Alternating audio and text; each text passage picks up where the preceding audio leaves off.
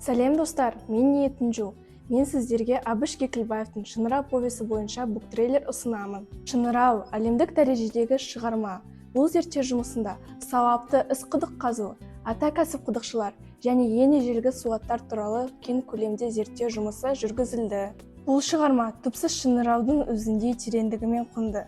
Бұл шығармада арқа болған Маңғыстау жерінің бір ерекшелігі, аумағынан бірде-бір өзен ақпайтын жалғыз тер облыс.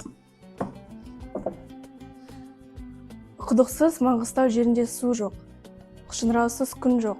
Су барлық жерге керек болар, бірақ Ақтау елі теңіздің суын тұшытып ұшып отыр. Сол бейнебайлардың кәсібі неге қайта жандармасқа? Ата-бабаның аманат етіп тастап кеткен өнері ұмытылмау керек.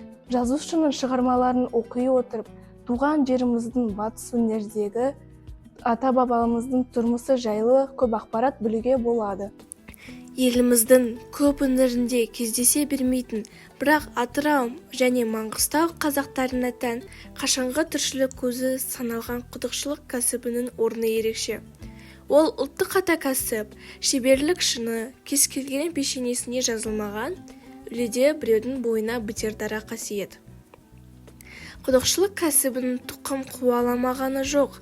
Әсіресе өткен 20 ғасырдың 40-50 жылдарына шейін бұл өнер түрі атадан балаға, ұрпақтан ұрпаққа жетті. Содан болар тұтас Маңғыстау, Жылыой, Азғыр өңірінде жылдар бойы құдықшылықты кәсіп еткен шеберлер көп болатын. Маңғыстау өңірінің әйгілі құдықшысы Еңсеп. Тереңдігі 30-45 метрден артық болса, Шыңырау құдығы деп аталады. Тарих парақшаларында үстіртте байлар өздерінің малдарын қамдары үшін құдықшыларға шыңыраулар қаздырған. Шыңырау повесінің басты идеясы Еңсепте еңбек адамның тағдырының тағылымы оқырманға ой салу. Ғұмырының баршасында тынымсыз еңбекпен тер төге жүріп танытқан қарапайым кейіпкер өз ісіне адалдығы.